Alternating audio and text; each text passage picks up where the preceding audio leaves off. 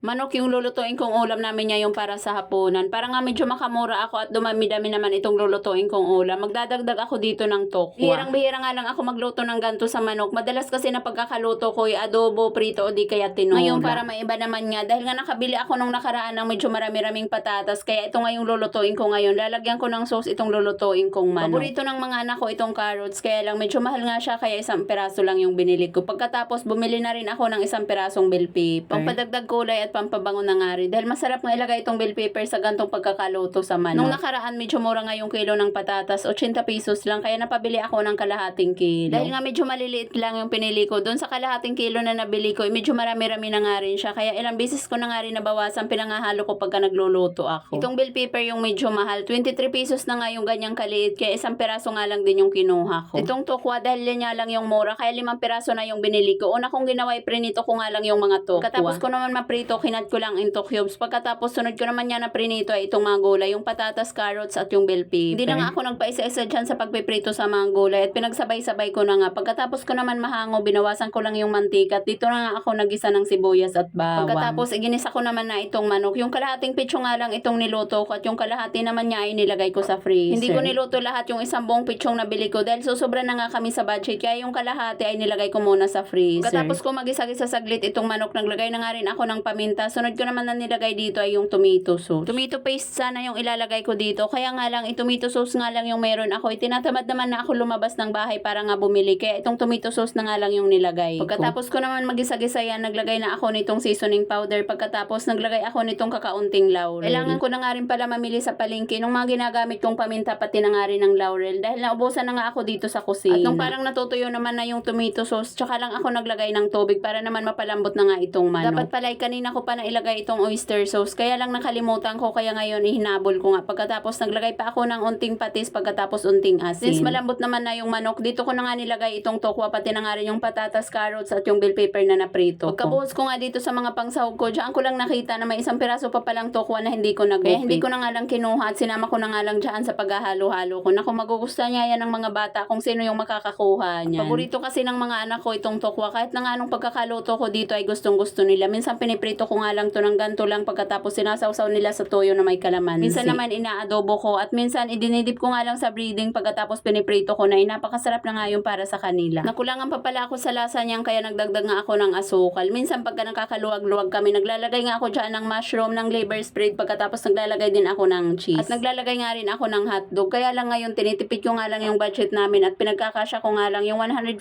sa isang buong maghapon. Kaya hindi na nga ako naglagay ng iba pat. Itong mumurahing mga pangsahog na nga lang yung nilagay ko. Ayos na rin naman itong pinangsahog kong patatas, carrots, bell pepper at tokwa. Lalo lang at nilagyan ko ng sauce. Masarap na rin naman itong ulam namin. At ito na yung ulam namin para sa hapunan. Kain po tayo. Thank you Lord sa food. At may dagdag ko nga lang po, medyo malakas pa ang ulan ngayon at medyo mahangin nga rin dahil sa bagyo. Kaya mag-ingat po tayong lahat. At yun lang muna. Maraming salamat sa panonood. God bless everyone. Bye!